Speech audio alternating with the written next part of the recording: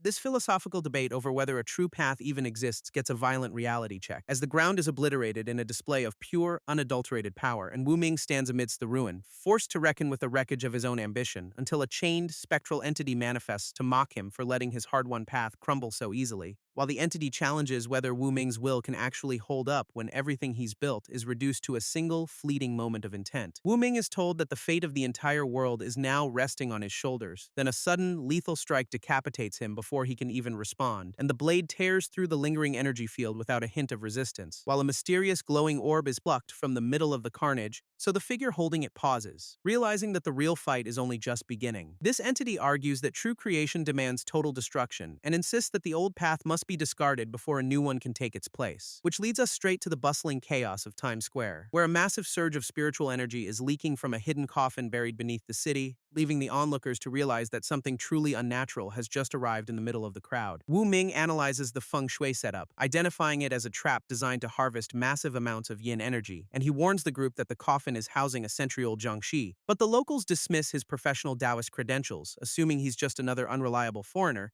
and they double down on their skepticism, accusing him of trying to scam them out of their money with superstitious nonsense. So Wu Ming finally snaps, clapping his hands to cut through the noise and demand their attention. Wu Ming cuts the small talk and points out the source of the haunting. So Donald, an American businessman, dangles $1 million bounty to get the job done, and the crowd immediately swarms the coffin with a wild mix of yoga and fire-breathing techniques, while a chaotic storm of magic mirrors and holy purification spells slams into the target. But the coffin doesn't even budge, leaving the attackers completely stunned by their own failure. This group fails to crack the array and lashes out at Wu Ming, blaming his supposed incompetence for their collective stalemate. Wu Ming corrects their assumption about his nationality, but a newcomer interrupts the bickering by calling the entire mob useless. This guy identifies himself as Jack from the Starry Wisdom cult, openly mocking their traditional beliefs in favor of his own deity. Jack forces the crowd to scatter by labeling them heretics, making it clear that he isn't asking for permission to take over. He marches straight toward the coffin, claiming he was specifically invited to handle the mess that everyone else failed to fix. Jack makes contact with the coffin, and the massive surge of spiritual energy instantly dissipates, leaving the crowd in disbelief as they struggle to process how he neutralized that power so effortlessly. And since he clearly possesses the spiritual sight they lack, the onlookers start to panic about what he actually triggered. So one of the skeptics identifies Jack as a pathbreaker and warns everyone that he just made the situation significantly more dangerous. But Jack catches the insult and immediately pivots to confront the guy, calling him out for his disrespect. Jack doubles down on his arrogance, demanding to know if the skeptic still thinks he's a fraud after he supposedly neutralized the coffin's power. But that confidence backfires instantly when a massive surge of green energy erupts from the seal, and as the room fills with suffocating malevolent energy, Wu Ming cuts through the panic to explain that this isn't just some random mist, revealing that the coffin is actually a refining array connecting the ghost and human realms, which Jack just triggered by using brute force. So now the trap is fully active, and something is finally stepping out to claim its due. This malevolent energy leaking from the array is acting as a beacon, summoning a massive horde of vengeful spirits to the site,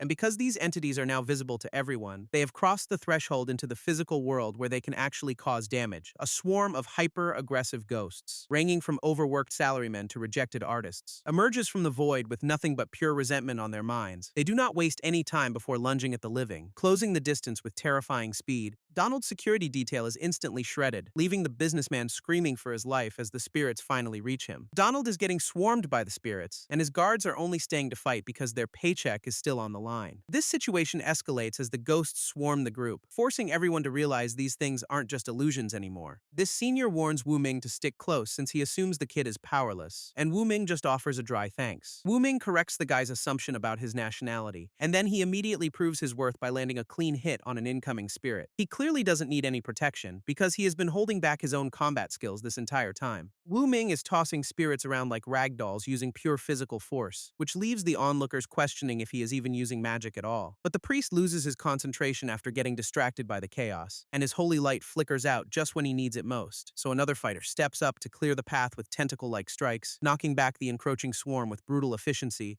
Yet the ghosts keep rising from the ground in endless waves, pushing the remaining defenders to the brink of total exhaustion, and as his allies fall one by one to the overwhelming numbers, he realizes he is the only one left who can hold the line. Wu Ming keeps dismantling the spirits with pure physical strikes, leaving the onlookers completely baffled by his hidden combat prowess. One of the survivors finally breaks his silence to demand what kind of background the kid actually comes from, But Wu Ming ignores the question to focus on the source of the infestation, warning the guy to stay put until the job is done, because he still has a labor fee and talisman bill to collect. So he launches himself directly onto the containment seal. And as he lands on the array, the surrounding horde of spirits turns its collective gaze toward him, ready to defend their master. Wu Ming stands his ground on the containment seal while the horde of spirits closes in. Then he rings a ritual bell to trigger a massive cleansing wave, which instantly wipes out the entire swarm and clears the immediate area, leaving the surviving businessmen in total shock as the threat vanishes into thin air. But Wu Ming warns them this is only the beginning, and he is already calculating the hefty price for his services. Wu Ming kicks the coffin lid wide open to confront the legendary zombie king, but a dark claw immediately reaches out from the shadows.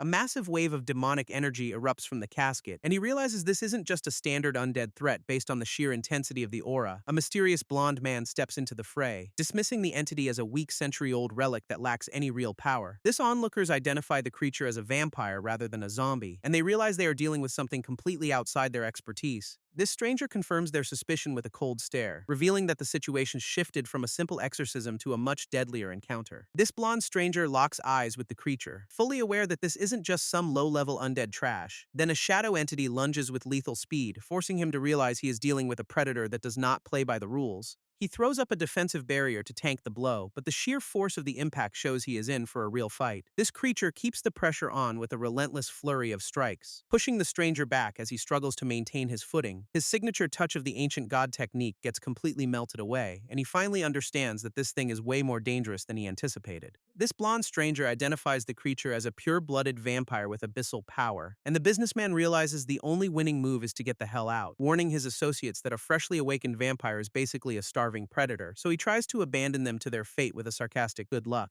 But the vampire closes the distance in a heartbeat, leaving them nowhere left to run. This vampire sinks his teeth into the blonde stranger's neck, and the boss screams for help as he gets pinned to the ground. Then the creature rips through his flesh in a spray of blood, so the bodyguards open fire, desperate to save their boss without accidentally killing him in the crossfire. But this predator is already locked onto his next target, and he is not letting go. This vampire stands over his latest victim, completely unfazed by the chaos unfolding around him. And since bullets are bouncing off the creature like pebbles, the bodyguards finally realize the legends are true. Then a lethal strike tears through the air, and just as the vampire lunges for the remaining guards, a newcomer jumps in to stop him, shouting that they still have unfinished business, so he slashes the vampire mid-lunge, demanding his payment before the fight goes any further. This blade bites deep into the vampire's guard, drawing blood as the newcomer forces the issue, and the sheer momentum of the strike sends the creature tumbling across the floor. But the vampire realizes he has actually been tagged, and his eyes burn with a lethal, focused rage. So he retaliates with a kick that cracks the very air, forcing the newcomer to brace for the impact, and the newcomer refuses to give an inch, swinging his weapon again to keep the monster on the defensive. This realization hits that this thing is manipulating blood like a weapon, and the vampire launches a lethal stream of crimson directly at his throat. So he finally accepts that vampires are real and barely dodges the incoming strike, deciding that since the creature crawled out of a coffin, he will just treat it like a zombie. Then he lunges forward with his blade to finish the job before the monster recovers. This blade connects with the vampire's guard, forcing the creature to parry the strike midair. But then the vampire notices tears streaming down his opponent's face, and the realization that he is crying hits the fighter, leaving him wondering what kind of trick this is, because the vampire is actually manipulating his blood to force a reaction, and the pain is enough to make him scream. So he calls out for his boss, hoping for some backup before this blood magic finishes him off. This boss is down and unresponsive, so his men are desperately trying to wake him up before he dies. His breathing is shallow and ragged, proving he is barely hanging on to consciousness. A new fighter suddenly appears behind the red-haired man, and the surprise is immediate. This red-haired fighter turns to see who interrupted him, clearly confused by the newcomer's sudden presence. This newcomer slams his blade into the earth to demand attention, and the ground cracks under the force of his arrival.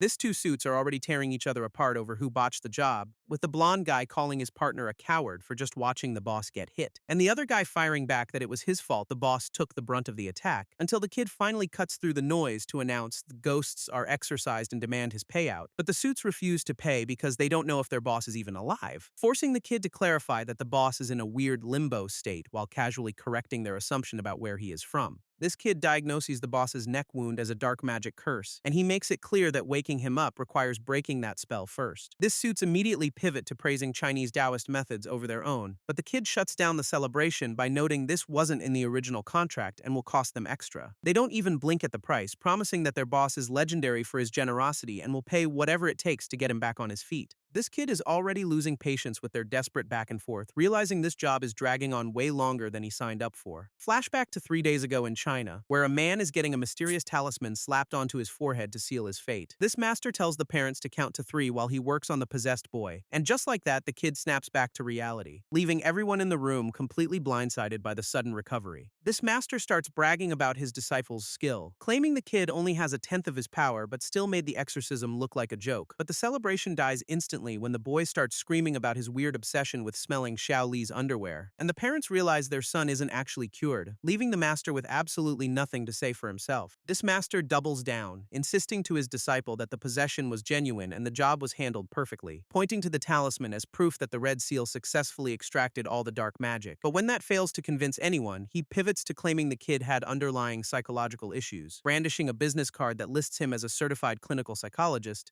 and he even puts on glasses to sell the act. But the parents aren't having it and immediately kick him out of the house, leaving him back on the street, bitter and complaining that these people just don't appreciate a true professional when they see one. This master is still scouting the wall of flyers, lamenting the lack of a payday but deciding that absorbing that dark magic counts as a win. He starts lecturing his disciple on how to turn this cultural heritage into a gold mine, because apparently everything is a business opportunity. This master insists the kid is his chosen successor for this great art, but the disciple just wants to finish the job so they can finally grab a meal. Preaching about the life of a true cultivator, the master claims they should be above earthly hunger and feed on celestial chi instead. A notification for a new job pops up on his phone, and his high-minded lecture vanishes the second he realizes there is actual money on the line. This client offers $50,000 upfront and a $1 million reward, and the master loses his mind at the payout. Seeing the deposit hit his account, the master plans a feast, leaving his disciple wondering how they got rich so fast. He books a plane ticket to the States for the kid, but the disciple is confused when he realizes he is going alone. This master frames the solo trip as a character-building exercise, but he is really just pocketing the extra travel money for himself. He is already fantasizing about donating his cut to his favorite streamers, while reminding the kid to bring back that $1 million prize. This master examines the body and realizes something is definitely off, because a strange demonic energy is blocking his talismans and preventing him from extracting the Tao, so he concludes that the only way to break the curse is to find the person who cast it, and he initiates a tracking technique to pinpoint the exact source of that dark energy, folding the talisman into a paper crane to follow the trail straight to the culprit. This paper crane locks onto the target's energy, so the master orders the team to get Mr. Donald to the hospital, while the blonde vampire wanders through the city street, completely disoriented and struggling to piece together his recent memories, because he cannot recall who he fought or why he was left unconscious on the ground, leaving him in a total mental fog. But his aimless walking comes to a sudden halt when he accidentally knocks a limited edition ice cream out of a kid's hand, and the boy lets out a desperate scream over his ruined treat, leaving the confused vampire standing there with no idea what just happened. This kid is throwing a fit over his ruined ice cream, but the vampire tries to play it cool and de-escalate the situation, reaching into his coat to offer a peace offering. He apologizes for the distraction and asks for a little forgiveness, then drops a handful of solid gold coins into the kid's hands, clearly having no concept of modern currency,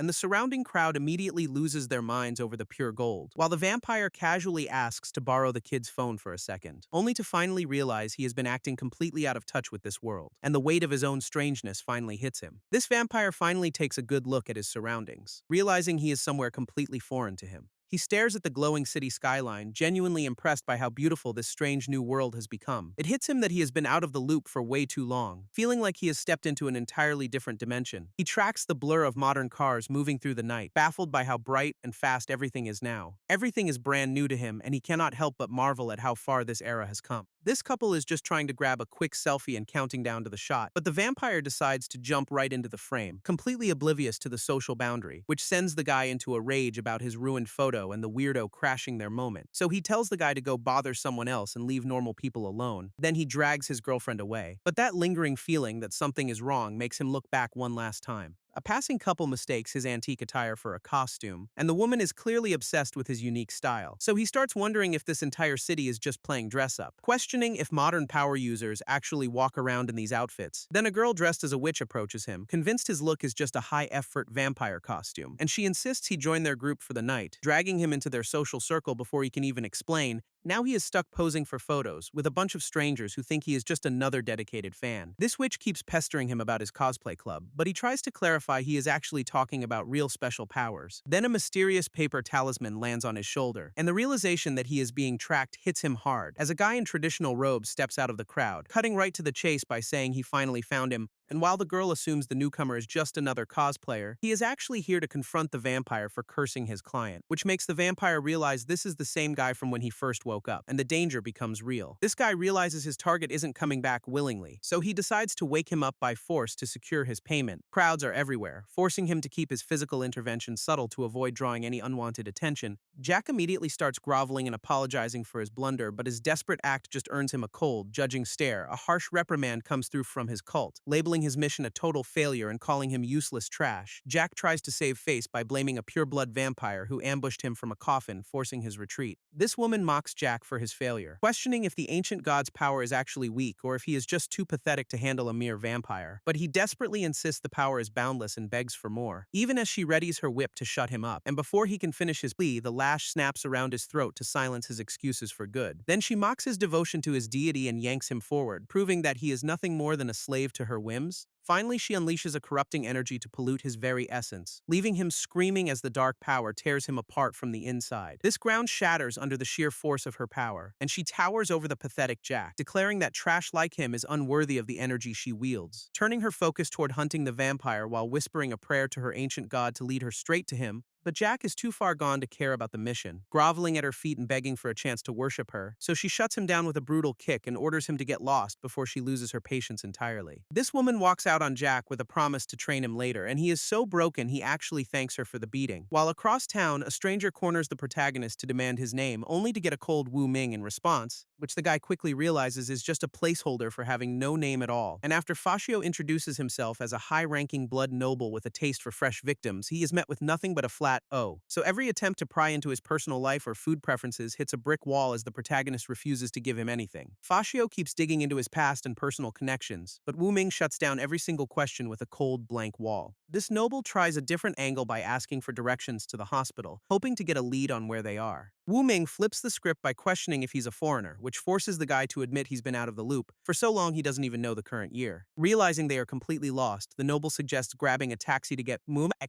but Wu Ming reveals he already gave away their only gold coins, leaving him to suggest pawning that fancy outfit to cover the fare. Wu Ming points out that Fascio has been speaking Chinese this whole time, which hits the noble like a ton of bricks. And Fascio realizes his memory is basically Swiss cheese since he has no clue how he even picked up the language, so he starts dumping his internal crisis on Wu Ming, admitting he cannot even remember how he ended up trapped in a coffin, explaining that his last clear memory was waking up with a primal, blood-starved instinct that sent him spiraling into this disaster. And while Fascio keeps apologizing for the mess he has made, Wu Ming is clearly done with the pity party and tells him to drop it. A car pulls up to the curb, and the driver offers the duo a ride, so Fascio and Wu Ming hop in, with the noble taking the passenger seat while Wu Ming settles into the back.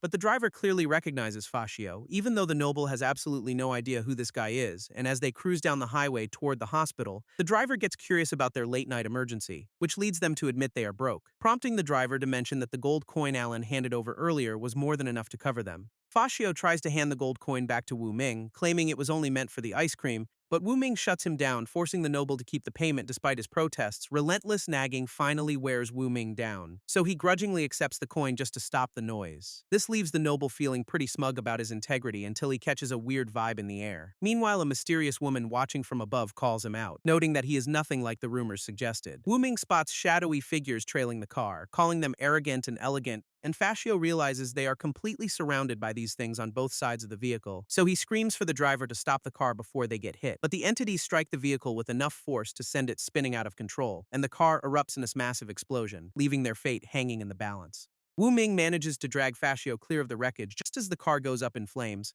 and Fascio immediately checks to see if his savior made it out in one piece. But Wu Ming is more concerned about his outfit catching fire than the near-death experience, lamenting the cost of his ruined gear since his master warned him they were pricey. Then a woman with a whip drops in to mock them, clearly amused by the sight of these two survivors. Wu Ming asks the woman to hold off on attacking the vampire until he finishes his own business, but she finds his request adorable and decides to test him out instead. So she lashes out with her whip, forcing him to scramble away from her sudden aggression, and the strike tears through the ground right where he was standing. Then the weapon coils around him and flings him through the air, proving he is completely out of his league. A desperate mother begs Wu Ming to save her son, Alan, who is lying nearby in critical condition, and she offers him anything he wants if he can just keep the boy alive. But the blue-haired woman loses interest in the games and lashes out with her whip again, which forces a kid with a sword to dodge the strike, leaving him bewildered by the unprovoked attack, so Wu Ming confronts the boy, demanding to know why he didn't fight back against her. Wu Ming reminds the woman that his master's training isn't free, but she just laughs and claims them as her own.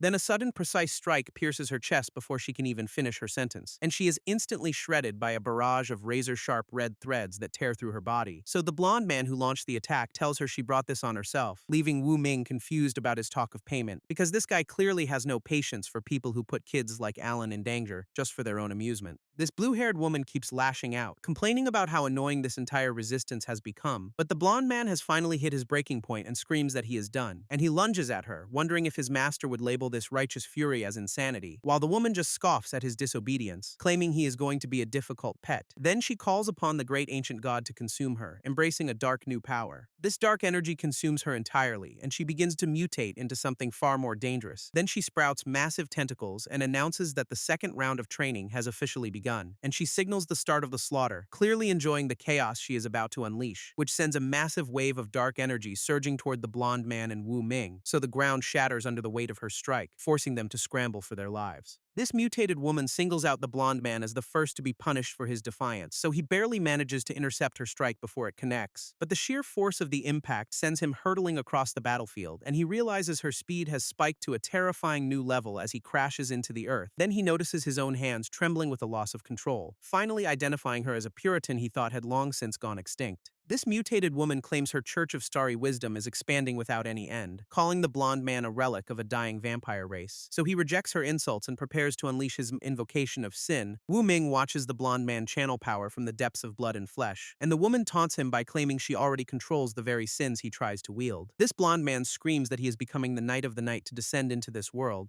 but his invocation of sin dissolves into nothing, and he panics as his power fails him completely. This mutated woman mocks his pathetic display, asking if he is finally finished with his little show. Then she demands he submit as her slave, praying to her ancient god to wipe out this pureblood vampire for good. Tentacles lash out to bind the blonde man in place while Wu Ming watches, and she dares him to repeat his defiance if he still has the guts. This mutated woman realizes her ancient god's mental energy has been severed, and she cannot believe a mere human managed to cut it off so easily. She curses the wasted talisman while finally acknowledging that Wu Ming is no ordinary kid, and she vows to make him pay for the interference. This blonde man screams for Wu Ming to restrain her while he still has the chance, but she brushes off the earlier failure as a lucky coincidence. She lunges forward to end the threat, closing the distance between them in a heartbeat. Declaring that coincidences do not strike twice, she claims Wu Ming for her ancient god and begins the process of corrupting his soul entirely. Wu Ming unleashes a torrent of mental energy that dwarfs the power of the ancient god, and the mutated woman realizes she is being crushed by a force far more immovable than her deity, so she reels from the mental and physical assault. Yet she finds the overwhelming sensation strangely fascinating. Then the blonde man steps back into the fray as the woman loses her footing and control, and she finally collapses to her knees, completely broken by the sheer intensity of the power she just encountered.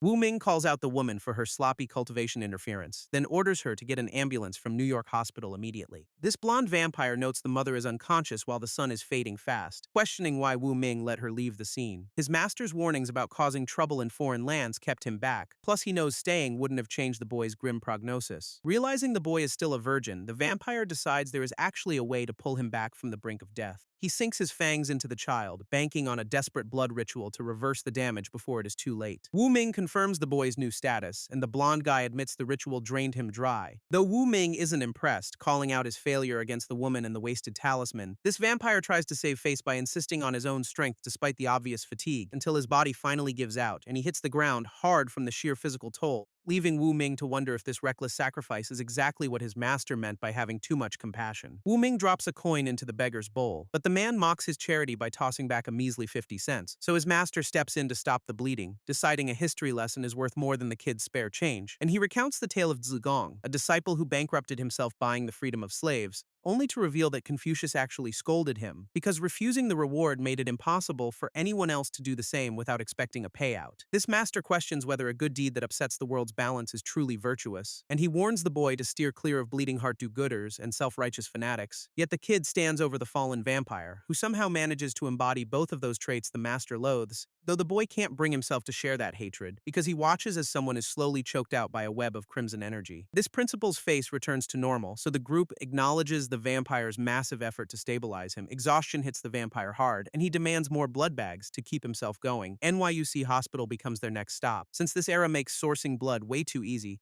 Sipping on a fresh bag, the vampire doesn't seem bothered by the kid's stare. He brushes off the judgment, claiming that craving blood is just basic biology for his kind. This vampire explains why Tongde didn't turn, noting that the transformation depends entirely on the victim's virginity, because anyone who isn't a virgin just gets drained into a mindless zombie, creating a self-sustaining cycle of nourishment for the clan. And he admits this whole gift is actually a curse that the original grantor can snatch back whenever they want, which reminds the kid of the dark magic he's seen before, specifically the kind labeled as demonic in their homeland, where priests use incantations to raise these zombies, creating enemies that are a massive pain to deal with because they share the same power source. This vampire teases Wu Ming about the risk of becoming a mindless zombie, but the kid makes it clear he is only in this for the paycheck. A suit interrupts their banter to announce the principal is finally awake and demanding to see them, and the guy is already losing his mind, chanting about national pride while waving his arms from the hospital bed. So he starts gushing with gratitude for the team's help, but Wu Ming cuts the sentiment short by demanding his payment immediately. Then he starts tallying up the $1 million mission fee plus the extra costs for curse removal and spell supplies. Wu Ming demands the $1.1 million fee in cash or digital transfer, but the principal tries to stall with a bank card. This guy clearly has other plans, pivoting to offer Wu Ming a permanent position by his side, but the kid isn't biting. Dismissing the job offer, Wu Ming claims he has to get back to cook for his master, and he starts walking out. This principal calls out one final warning that the demonic residue will still leave his luck in shambles, so he better watch his back. Wu Ming just gives a non-committal grunt, clearly more focused on his paycheck than the principal's cryptic advice. This nun and priest realize their operation has gone completely sideways, as the priest points out the source of their sudden panic. This coffin is wide open and the spirits have already been cleared out, which means someone else snatched the prize. So the group grumbles until one of them notices a strange presence. A mysterious figure blocks the exit to mock their tardiness, though the guy seems to be sleepwalking while he does it. This mysterious guy doesn't even wait for them to finish talking, and he cuts through the group before they can even draw their weapons, so they realize his spiritual signature is identical to the coffin's, meaning he's the one who cleared out all the spirits. But when they demand his true goal, he just tells them to hand over their souls instead. And as he stands over a literal graveyard of bodies, he reveals that he has finally woken up. This mysterious guy is finally awake and ready to start his own twisted version of a new chapter. And he's clearly enjoying his freedom, wandering the city streets like he owns the place, while he mutters prayers to ancient gods for forgiveness. Though he doesn't sound like he actually regrets a thing. Meanwhile, a purple-haired woman is caught in some kind of trance, obsessed with a sensation that's completely warped her reality, leaving her completely oblivious to the two thugs cornering her in the alleyway until they start running their mouths. This purple-haired woman confronts the thug about the stench of smoke clinging to him, and he snaps back that he's only here on the boss's orders while demanding to know Jack's location. But the reality is that everyone who joined Tang Day for the exorcism last night was wiped out. Jack was among those killed, meaning he has already met his end. So the guy pours a final offering over the body to mark the end of the line. Jack is desperate, begging Lord James for mercy while pleading for Lady Chanel, and the moment he recognizes who he is dealing with, his tone shifts. Lord James demands to know if Jack is responsible for the slaughter at the Awards Society, so Jack deflects the blame onto a pureblood vampire that escaped from the coffin. Then he brings up Lady Chanel again, clearly hoping her name will buy him some protection. Lord James demands to know where the girl is and why Jack returned empty-handed. But Jack claims they almost had her until a mysterious Asian guy stepped in to intervene, which immediately catches the attention of Lord James and his associate as they press for details. So Jack reveals that this same boy opened the coffin and was working alongside Lady Chanel. And Lord James finally realizes the vampire was under the boy's control all along. Chanel isn't buying the idea that the boy is just some random kid, and Lord James notes that the association of superpowered individuals is already breathing down their necks. So they decide to hunt down the main perpetrator to clear their own names and win the association's favor. But Chanel is too distracted by the boy's overwhelming strength and a familiar resemblance that is clearly rattling her. Then a hooded associate mocks her for showing fear, only to get a sharp defensive retort in return. Lord James orders Chanel to use her powers to track Miller, dismissing him as weak, but his hooded associate insists that the Supreme Commander's orders to channel the old god's power need to be executed now. Meanwhile, at the New York airport, someone rejects a final plea from the president to stay, so a suit hands over a ticket and a reward for the boy's master, thanking him for shifting his view on China before parting ways. This boy stands alone in the terminal, only to be approached by a stranger who points out that his target has already vanished. This stranger is still hanging around, pestering the kid about why he hasn't left for his journey yet, and he keeps pushing for a connection, claiming the boy feels strangely familiar and likable, so the kid finally shuts him down with the coldest take possible, admitting he just doesn't find the guy annoying, which hits the stranger way harder than it should, as he starts acting like this is some profound emotional breakthrough. But the kid clarifies that he barely understands human emotions, making that single compliment a rare admission of value that leaves the stranger completely caught off guard. This stranger keeps fishing for validation, but the kid only gives him a lukewarm nod, and even as the guy tries to lock in a future friendship, the kid shuts it down by pointing out he is an orphan who has never had friends to begin with. which leads to a grim warning that everyone close to him ends up suffering, leaving only his master as the sole exception. So when the stranger asks about the master's power, the kid mentions a failed trial that cost the man his immortality and casually hands over his WeChat. And the stranger is already hyped to meet such a legend, not realizing the kid is already dialing him up on a video call. Wu Ming warns the stranger that his master isn't exactly a people person, then yanks him aside just before he trips over a banana peel. This stranger realizes he almost ate pavement and thanks the kid, but he is already back to fawning over the phone. He starts rambling about how professional and fast Master Li is, while Wu Ming just sighs at how bizarre human behavior remains.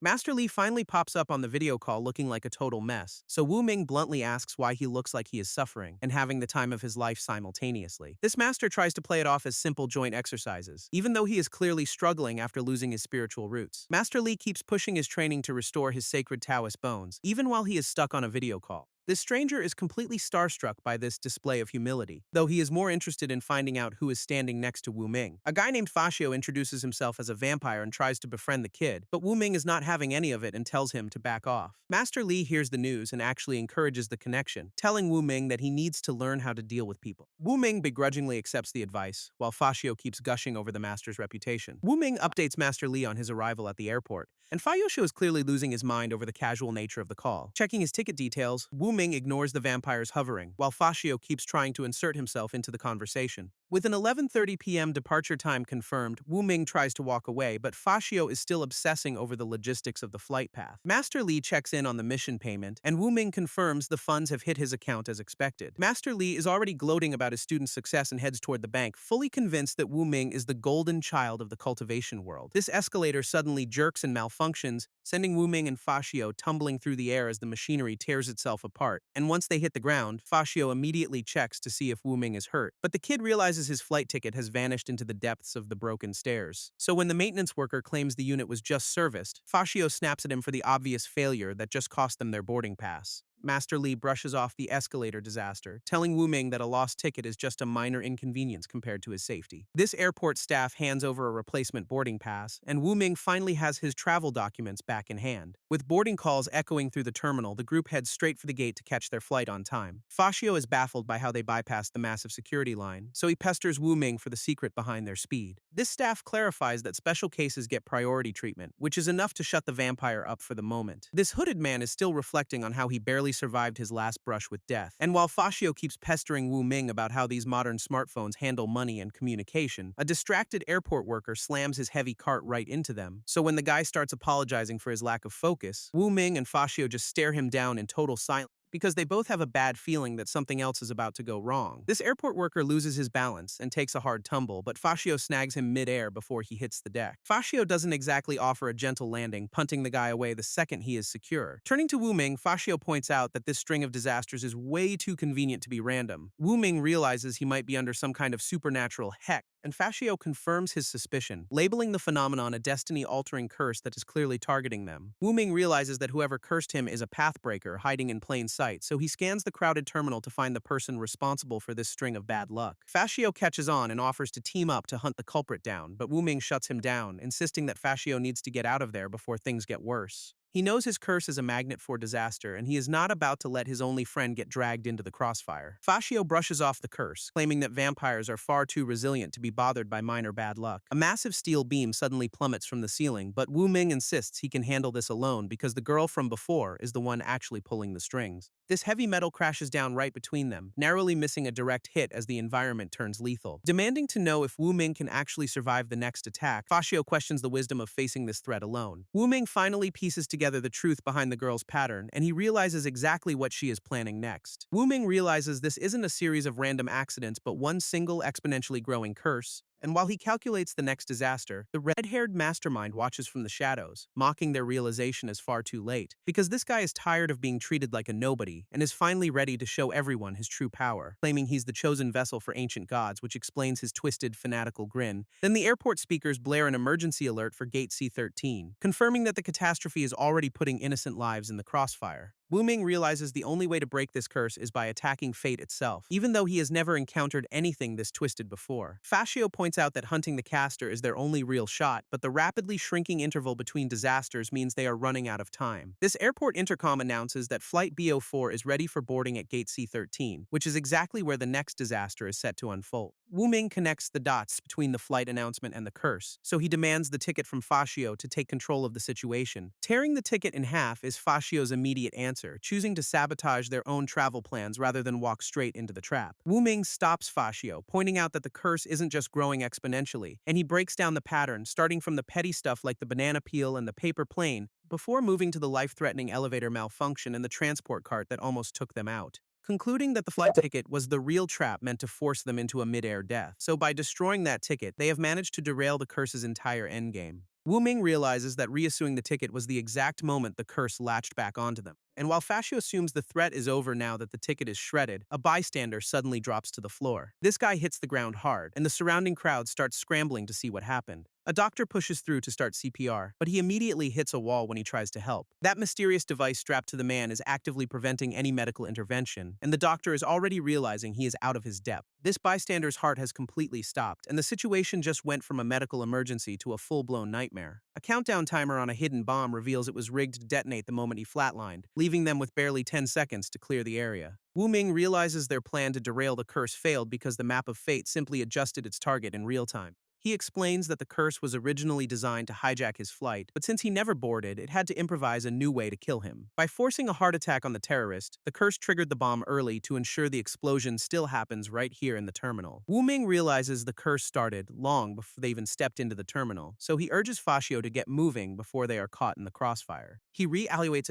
the entire timeline of events, realizing that focusing only on the plane ticket was a massive oversight in their understanding of the curse's logic. A child's desperate plea for help cuts through the terminal, and the realization hits Wu Ming that the curse has shifted its focus to a new target. This girl on the floor is screaming for her father as the threat closes in, and the true cruel nature of this trap finally becomes clear. This bomb timer drops to 5 seconds, and the father nearby realizes his daughter is the one trapped in the blast zone. This father breaks down in tears, begging his daughter for forgiveness as he realizes he's as helpless to save her. So Fascio orders him to get out of there and lunges toward the girl, scooping her up in a desperate sprint just as the bomb timer ticks down to 2 seconds. But with the clock hitting 0 and the blast imminent, he realizes he cannot shield her from the full force while running, and he makes the split-second decision to hurl her to safety before the explosion tears through the terminal. This bomb detonates with enough force to level the entire terminal, and Fascio takes the full brunt of the blast, his body being torn apart by the sheer intensity of the shockwave. He realizes the energy is enough to reduce him to ash, but Wu Ming ignores the danger and plunges into the inferno to grab his hand, and because the blast is a death sentence for anyone nearby, Fascio screams that this rescue attempt will just get them both killed. This antagonist mocks Fascio, pointing out that despite his elite vampire lineage, he is nothing but a liability to his friends. Fascio screams for him to cut the connection, but Wu Ming refuses to back down, insisting they face this nightmare as a team. Wu Ming realizes there is no other way out, so he tells Fascio this is the end, and he begins weaving a seal using Fascio's own stolen power and their most cherished memories, finally telling Fascio to rest in peace as the ritual begins to consume him. This ritual kicks into high gear, and those ancient chains start locking down the space around them. Wu Ming pulls on Fascio's energy, tearing through the reality of the blast to weave the final seal. This crowd at the terminal watches the firestorm, completely losing their minds as the destruction hits a dead end. An invisible barrier holds the explosion back, forcing the flames to crawl around the perimeter instead of vaporizing everything. Bystanders realize this is some kind of high-level Eastern technique, and they cannot even begin to process the sheer scale of the rebound. This antagonist unleashes a technique called sinful chanting to harden his body, but Wu Ming doesn't flinch, closing the distance to confront him head-on, and the strain of the ritual starts to break the vampire down from the inside, forcing a desperate scream out of him as his defenses finally crumble under the pressure, while the bystanders just stand there filming the entire disaster on their phones, like it is some viral trend.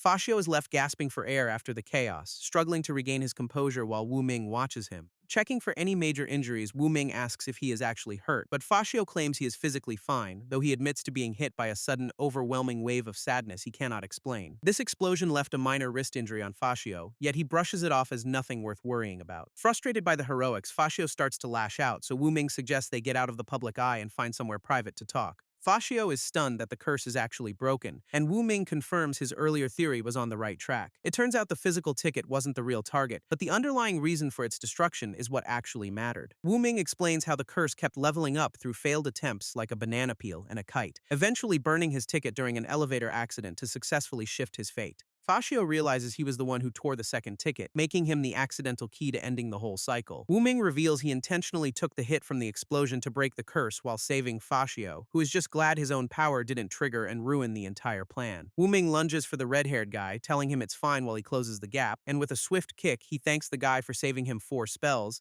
leaving Fashio confused until Wu Ming points out that this is the actual curse caster, explaining that every previous curse was triggered by someone touching him to mark the target, so he tracked the guy down during the chaos to finally put an end to the cycle. Wu Ming questions if his earlier kick actually hit the target, while the kid nearby accidentally drops his water bottle. But before the bottle hits the ground, Wu Ming intercepts it, explaining that this exact moment is how the curse finally breaks. And when the kid immediately tries to bolt, claiming his hand just slipped, Wu Ming realizes he is trying to escape, so he stops Fashio from chasing him, revealing that Fashio is now tethered to the curse as well, and warns that defying the laws of heaven carries a heavy price, since messing with destiny is a dangerous game. This curse is finally rebounding onto the caster, forcing everyone in the terminal to scramble for safety, but the red-haired guy is actually thrilled, convinced he's finally unlocked the true power of his God-given ability, and he vows that death is inevitable the moment his target slips up, dismissing their survival as nothing more than dumb luck, though he clearly doubts that luck can hold out for much longer. While the onlookers realize that staying anywhere near the target is a death sentence, so they scatter to avoid getting caught in the crossfire. Wu Ming initiates a video call, and Fashio immediately spots a mysterious symbol glowing on the screen. Recognizing the sigil as a sealing ritual linked to his own master, Wu Ming realizes the stakes are far higher than just a simple curse. They debate who else might know these forbidden marks, but the conversation cuts short when Wu Ming answers the incoming call. Fashio brings up the recent terrorist attack on the flight, and Wu Ming confirms the curse is handled, though the pattern on the screen triggers a sudden jarring memory. This symbol is actually connected to his own death inside a coffin, and the memory forces him to confront the anger and regret he thought he had buried for good.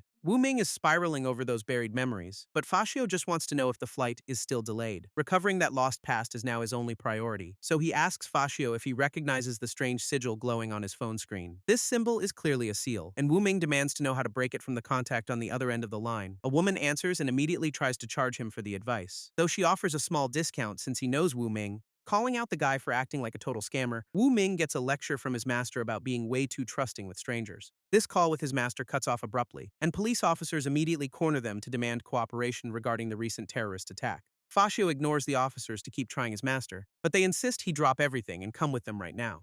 Their constant badgering finally pushes him over the edge, and he snaps at them to back off because he has more important things to handle. His patience completely evaporates, and he threatens to tear the officers to pieces if they do not stop their incessant talking. This officers realize they have pushed the wrong guy too far, and they brace for the incoming attack as the situation turns violent. This officers draw their weapons and order Fashio and Wu Ming to surrender, accusing Fashio of assaulting an officer, which means he is officially under arrest, and the cop threatens to use force if he tries anything suspicious, so Fashio lets them slap the cuffs on him without putting up a fight, and the pair is hauled away to face the consequences of their outburst. Wu Ming and Fashio are still dissecting the mechanics of the forbidden magic used in the attack, when a woman in a white blazer suddenly interrupts their investigation with a casual greeting, and she drops the bomb that it has been a century since they last crossed paths, before lunging into Wu Ming's arms and calling him her brother, leaving him to deal with her emotional outburst after 100 years of silence. This woman calls out the name Haifei, and it is clear she has been waiting a long time to find him. Wu Ming tries to play it cool with a business trip excuse, but she is not buying his casual act for a second. She drops the bombshell that the clan spent a century hunting for him, and her resentment is finally boiling over. This weight of 100 years of silence hits her all at once, and she starts sobbing in the middle of the terminal, so Wu Ming scrambles to quiet her down, desperate to get the full story on why the clan is in such a mess. She shuts down the idea of moving to a private spot, insisting that they talk right here in the middle of the terminal, and she starts chanting about a sanctuary of abandoned grace, turning the atmosphere into a twisted playground of grief, while she warps the reality around them into a red-ringed domain where she intends to take control. But the ordinary people nearby just walk right past them, completely unimpressed and calling the whole scene a waste of time, which is exactly what she wanted since she has already distorted their perception, leaving the two of them free to talk without any witnesses. Wu Ming just wants to keep the peace and asks his sister to stop the waterworks, but she is already digging into his past, questioning if he has been trapped in a coffin for the last century, and she starts aggressively checking him for magical disguises, convinced that someone must have held him captive, warning him that he is way too trusting of strangers, though she claims the scent of blood on him is impossible to fake. So Wu Ming finally loses his cool and tells Haifei to quit sniffing people like a total creep. Haifei calls out Wu Ming for his uncharacteristic hostility, and she pushes the guilt trip by questioning if he is even the same brother who once loved her. Wu Ming folds immediately under the pressure, blaming himself for ruining the reunion and trying to brush off the drama as a minor misunderstanding, which leaves Haifei completely thrown by how fast he pivoted from cold to apologetic. He tries to smooth things over by introducing his new companion, claiming they only met yesterday, but the timeline clearly is not adding up for her. Haifei is still trying to figure out why Wu Ming is so protective of Tongde, suspecting the kid might just be a bounty target. But when she tries to get a read on him, she realizes his blood has no scent at all, like it has been scrubbed clean into nothing but pure, transparent water. And when Wu Ming confirms they were caught in the explosion last night, Haifei realizes she completely misjudged the kid as a total nobody. Wu Ming tries to play it off as fate bringing them together after sharing some hardships, leaving Haifei with absolutely nothing to say. Haifei pulls Wu Ming aside, needing to address the one thing he has been avoiding, and she demands to know why he was found sleeping in a coffin instead of hunting down Van Helsing, reminding him that he once nearly got himself killed insisting on a duel against that legendary Blood Clan hunter. But Wu Ming clutches his head in genuine confusion, admitting he has absolutely no memory of ever facing that guy, which makes Haifei even more suspicious since forgetting a threat like that is impossible, even after a century-long nap. Haifei starts laying out the history of Van Helsing, a guy who basically wiped out the Blood Clan a century ago, and since nobody could touch him, the clan hit their absolute lowest point while watching their families get slaughtered. So Wu Ming, being the strongest one left, decided to step up and challenge the monster himself, ignoring every warning to stay back, which forced the entire clan to dump their collective power into him through a reverse embrace just to give him a fighting chance. But after the dust settled, Van Helsing vanished, and Wu Ming went missing too, leaving the clan with no answers and a massive power void. This blood bond that once tied the clan together was suddenly severed by a mysterious curse, and while Haifei and Wu Ming struggle to grasp how such a thing is possible, Tongde cuts through the confusion with a cold, hard fact. He explains the bond is actually just demonic Tao, which can be neutralized if someone manages to balance it with an equal amount of spiritual energy. Haifei immediately snaps at the kid for acting like he knows anything about their clan's ancient secrets, but Wu Ming shuts down the bickering to explain that the power he borrowed never returned, leaving the clan to spend a century searching for a ghost. Wu Ming asks how the rest of the clan is holding up, and the answer is surprisingly optimistic, claiming they have managed to thrive despite the chaos of the last century. Haifei pivots to her own success, bragging about running American finance while pointing out two women standing right next to her. Wu Ming finally registers their presence, and the two women, Annie and Anki, immediately address him with the formal title of Young Master. Haifei clarifies that these two are actually bank CEOs who just wrapped up a business trip by her side, making their meeting here seem like a total coincidence. Wu Ming notes how much work she must be juggling, but she just shrugs it off like running the economy is barely a chore. Wu Ming questions the timing, wondering if their power really returned that recently, and he explains that the recent explosion triggered a mental shift, causing the ancient curse to finally loosen its grip on him. So he turns to Haifei to confirm if the others felt that same strange hallucination during the blast, but one of the bank CEOs interrupts, casually dropping the bombshell that she was the one who actually shattered the curse, which makes Wu Ming realize his century of memory loss wasn't just a simple lapse, but a direct result of that seal finally cracking. Beyond just releasing the sin, Wu Ming reveals that the process triggered a flood of long-lost memory fragments, and these flashes confirm that his time spent in the coffin was the exact moment his powers and memories were locked away, which means the seal on his Blood Clan abilities is directly tied to that ancient curse. So Tongde realizes that breaking the curse is the key to getting everything back, and he claims to have finally found a lead on how to do it. But as he starts quoting his master and tries to head out, the group panics and rushes to stop him from leaving. Haifei is suddenly obsessed with her newfound wealth, and she starts waving it around like it is the solution to everything. She figures she can just buy off Tongdi's services to keep him close, even though she still thinks he is a total nobody. This bank CEO questions why they are relying on a kid when the Blood Clan has all the resources they could ever need, but Haifei doubles down on her gut feeling that this lead is the real deal. This CEO confronts Tongde about his master's financial status and equally explains that his master treats every opportunity as a way to monetize his skills. That professional spin does not impress the CEO, but she is ready to pay double just to get him on board, and Tongde does not hesitate to take the $200 payout. Tongde notes down the Heaven Dynasty account details to verify the funds, and Haifei tells her brother to keep an eye on him while she handles the transfer. But the bank CEO is already doubting the move, convinced that anyone associated with such an annoying master is trouble. So Haifei pivots and orders the CEOs to freeze Tangda's account instead of paying him. And she leaves a final, cold ultimatum for the account holder to deliver regarding the money. Haifei is still pushing for her brother's happiness, but Tangda's phone starts blowing up with an incoming call. and he answers to find his master on the other end, stumbling over his words while trying to explain the situation to someone else. So Haifei jumps in to demand the secret to breaking that spell, only to hear the master admit he's completely tapped out of magic power, which leaves them at a dead end until the master mentions his junior brother might actually have the juice to pull it off. And Tongde is left reeling at the reveal that his master has other disciples from the mysterious True Xuanmen sect. This master confirms his junior brother is currently working a spiritual commission in America, so Tongde immediately demands the location to track him down. A digital map pops up with the exact coordinates, and the master forwards the data to Tongde's phone. This master hangs up to handle his own travel arrangements, but he drops a surprise order for his disciple to accompany Tongde on the trip. Tongde is clearly thrown by the sudden change in plans, but the master insists that he needs to stick by his friend until the curse is finally broken.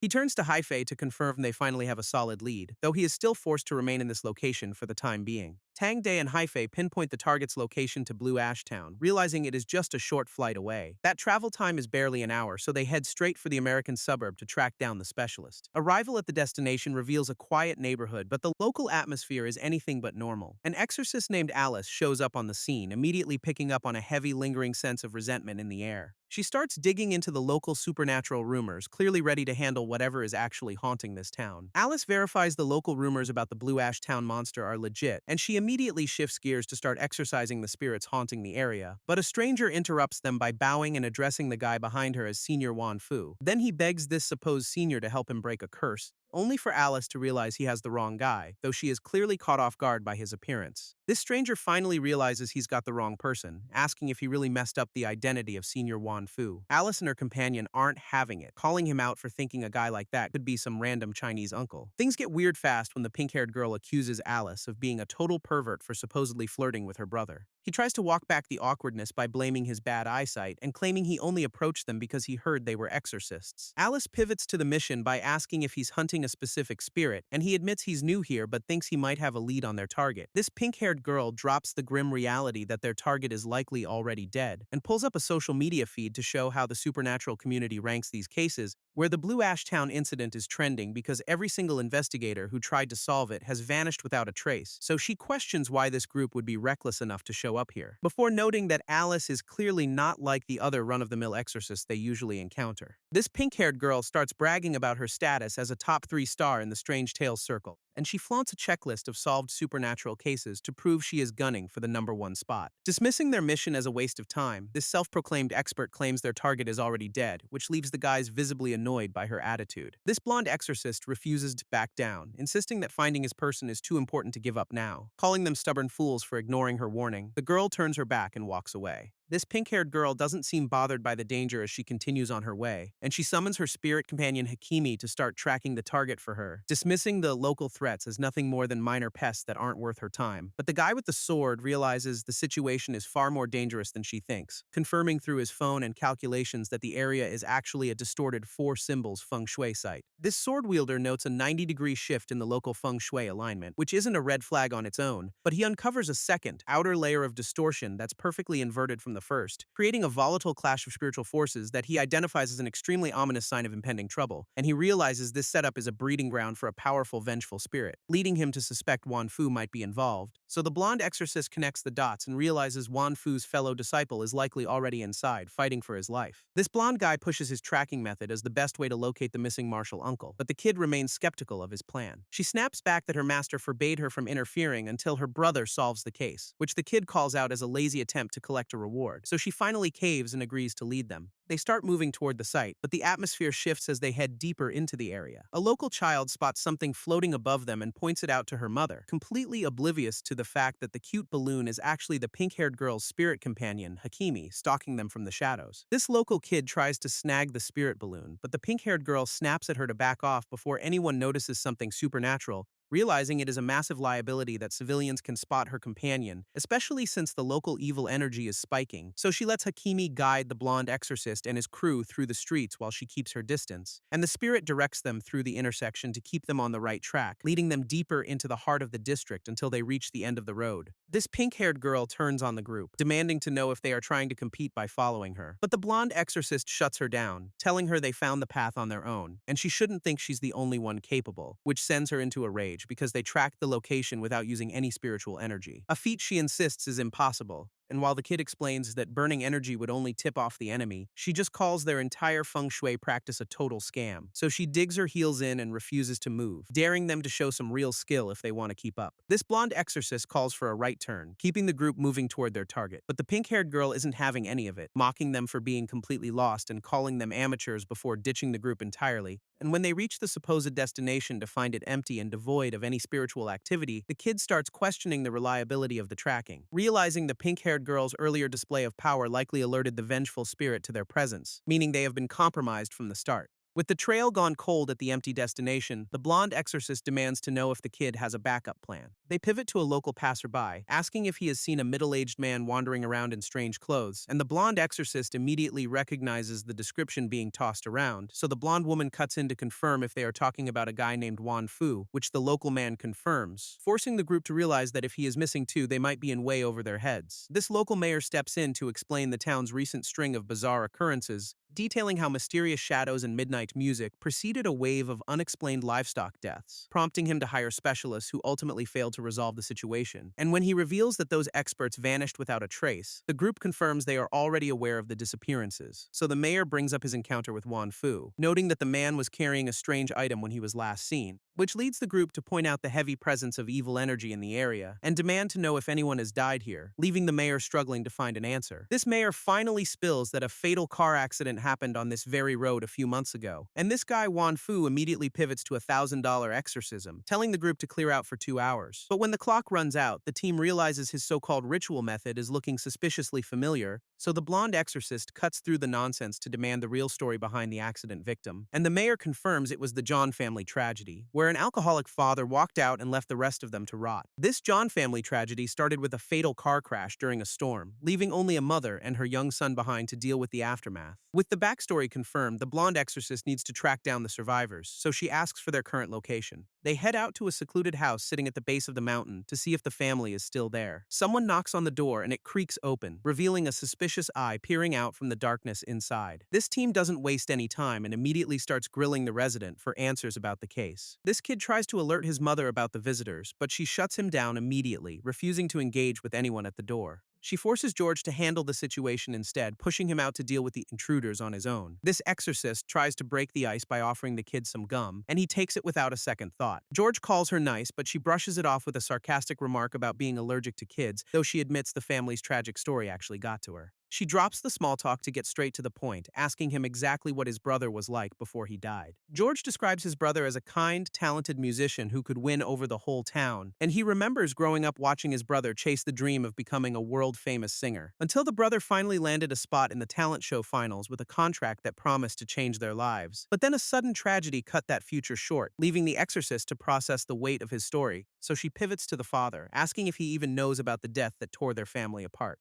George spits out that his father is dead to them, wishing the man would just rot away somewhere far from their lives, and he explains to the exorcist that their childhood was nothing but a cycle of constant abuse at the hands of their drunk father, while adding that the man eventually spiraled into drug addiction, draining every cent of their savings and even stealing their household allowance to feed his habit. Then he recounts the day his mother bought his brother a guitar, which triggered such a violent rage that she was left permanently disabled from the beating. So it's no surprise that George is consumed by a burning desire to hunt the man down and kill him with his own hands. This team tries to bond with George over his deadbeat dad, but the pink-haired girl isn't having any of it. She snaps back that she never asked for their support, leaving the blonde guy confused about why they aren't working together. Calling them nothing but nosy intruders, she ignores the team's attempt to de-escalate the situation. She cuts the argument short to get back to the investigation, asking George if he truly misses his brother. George confirms he does, so she pivots to the real reason they are here and asks if he has noticed anything strange lately. George plays dumb and insists he hasn't noticed anything out of the ordinary, so the pink-haired girl shuts the conversation down, telling the rest of the team to quit tailing them. But they ignore her to compare notes, and Wu Ming confirms the area's energy levels are completely normal, which contradicts his earlier theory about a broken energy pathway, and he finally deduces that the evil spirit must be hiding out near the lake instead. George realizes the team is closing in on the truth, so he bolts without a word, leaving them standing there in the dust. They try to pin him down for answers, but he just screams that he knows nothing while sprinting toward the house.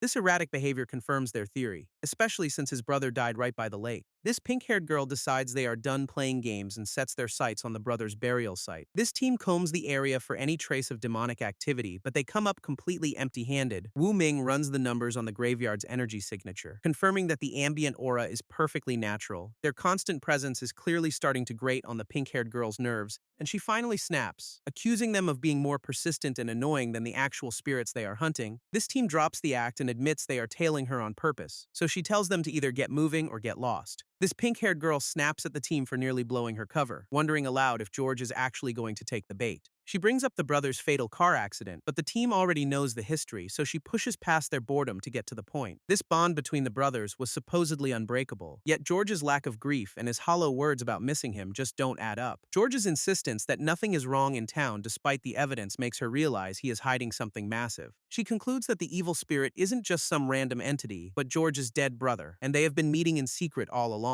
This blonde guy calls them out on their lure the snake out strategy, and the pink-haired girl confirms that Hakimi is tracking the spirit, but it got spooked and went into hiding, so she blames Wu Ming for scaring it off in the first place, leaving them with no other choice but to sit and wait for the target to resurface, and the long night of waiting clearly has the pink-haired girl running on fumes. This bickering continues as the team waits in the dark, with the pink-haired girl snapping that they're only there because she didn't want them messing up the operation. A sudden movement in the graveyard cuts the argument short, and she signals for total silence because their target is finally making an appearance. George walks right up to the burial site, calling out for his brother as if he's expecting a response from the grave. A spectral figure manifests with a guitar in hand, confirming their theory by greeting George like a long-lost partner in crime. This reunion hits a weird note when he mentions they've finally reached the last day, whatever that is supposed to mean. This spectral brother tries to manipulate George into giving in. A strange pink entity suddenly manifests to back up the spirit's demands, and George gets sent flying before he can even process the betrayal, forcing the spirit to grab him to complete the final step of their plan. Yet the kid digs his heels in, swearing he won't let this entity bring doom to the world. Alice and her spirit partner Hakimi jump into the fray, convinced they have finally cornered the enemy. George screams that they are completely misreading the situation, but his warning falls on deaf ears. Hakimi ignores the plea and charges forward, intent on finishing the job right then and there. This spectral brother steps in to block the strike with his guitar, forcing a clash between the two entities. This impact sends a shockwave that knocks George backward, effectively punting him out of the way of their fight. George screams for his brother, desperate to stop the chaos, but that pink entity doesn't care about his pleas and lunges, binding the spectral brother in a tight, suffocating grip, and George gets tossed aside like trash, slamming into the ground, which is a massive mistake because the spirit is now out for blood and ready to tear everything apart. This pink entity shreds through the dark tendrils, proving it has way more bite than its cute exterior suggests, and it barely spares a glance for the mess it made before turning its sights directly on Alice, who now finds herself the primary target as the shadows coil into a lethal serpentine shape. But the moment she realizes this is a seduction-type attack, it is already too late to dodge, and the shadows slam into her with full force, showing exactly what happens when you let your guard down against a spirit like that. Alice senses a massive surge of magical power and realizes she is dealing with a vampire, but George snaps her back to reality before she can lose her focus. She isn't backing down and immediately orders Hakimi to launch another assault, but the spectral brother stands his ground, using his guitar to intercept the incoming strike. This pink entity's power proves too much for his defense, tearing through his guard with ease, and since the jig is up, George reveals his fangs and decides it is time to stop holding back and finish this fight himself. This pink entity shreds through the dark tendrils, proving its power is far beyond what anyone expected, and George realizes he is completely outmatched as the energy starts to overwhelm his defenses. Then a massive surge of power erupts from his body, pinning him to the ground in a suffocating hold, which leaves him struggling to even breathe under the weight of the attack. So Alice spots the opening and decides it is finally time to finish the job and exorcise her target. Alice triggers the final purification, and the energy begins to tear the spectral brother apart, but the sheer force of the blast reveals a truth that changes the entire nature of the fight, as George realizes his brother wasn't the enemy but was actually shielding the town from something far worse. And the weight of that fatal misunderstanding hits him, leaving him to break down as the realization sinks in, because a massive malevolent entity now manifests over the graveyard, proving the real threat was never the brother they just destroyed. This brother's sudden presence shifts the air, signaling that the real threat has finally arrived, and Alice immediately picks up on a massive, unprecedented spiritual wave that dwarfs anything she has felt before, while George pinpoints the exact source of that energy, which turns out to be the lake itself, and it is already surging toward their position. Then the entity strikes, snatching the orange-haired kid before anyone can even react to the incoming tide.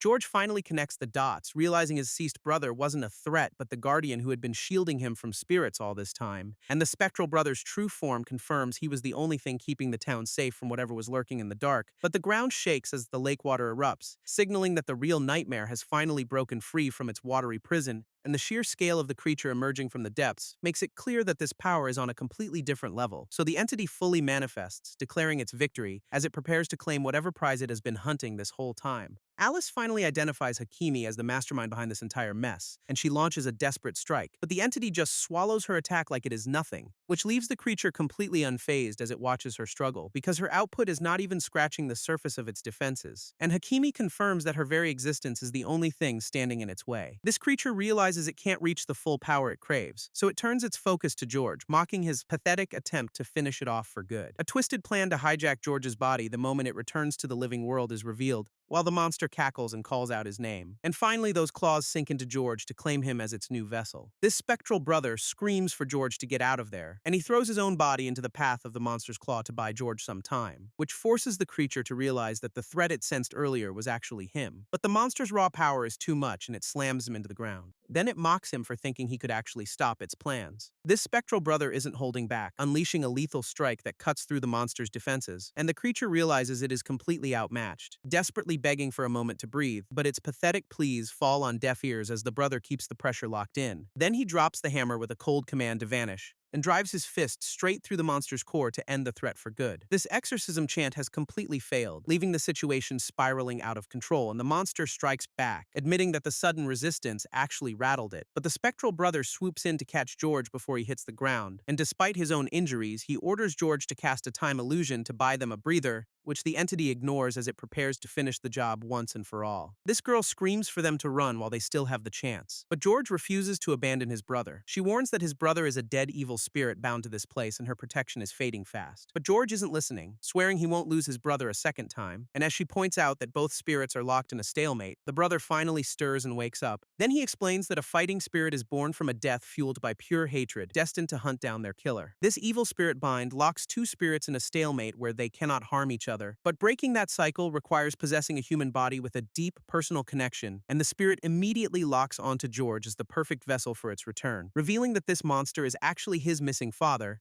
who was murdered by George's own brother, fueling the hatred behind this entire hunt. This father is already laying into the mother, and he screams for her to hand over the cash, but young George steps in to stop the abuse, claiming his brother will be back any minute, which sends the father into a blind rage at the mention of his other son, and he delivers a brutal blow to the kid for daring to talk back. George hits the floor hard after that brutal hit, while his mother screams in terror watching him struggle to get back up. But he refuses to back down, shouting that he'll fight to the death despite the father mocking his physical state and threatening to end him right there. So the monster turns his rage onto the mother, grabbing her by the throat with a wire to finish what he started, leaving George helpless on the floor as he's forced to watch his own father strangle her to death. George lunges at his father in a desperate attempt to break the hold, but the monster just kicks him aside, keeping his grip tight on the wire around his mother's neck, and he doesn't even bother looking at his son, fully focused on finishing the job, while the mother's strength fades as the wire cuts off her air, leaving George to realize that his own father is truly beyond saving. This storm masks his movements as he reaches the bridge, and he pulls the car over to finish the disposal, dragging the bundled remains of George's mother out into the downpour, then hauling her to the edge of the railing, before dumping her into the river to erase the evidence of his crime. George breaks down in the rain, finally letting the weight of his mother's murder sink in. But he isn't alone for long as the truth about his brother's death starts to come out, revealing that his brother's sacrifice actually triggered his father's transformation into an evil spirit, which forces George to realize that the strange occurrences in town were never just random coincidences. And he finally comes face to face with that vengeful spirit in the woods, confirming his father is truly gone. This spirit claims he is the one who gave George his life, but George just screams for him to give it back right now, and recognizing the monster as his own father,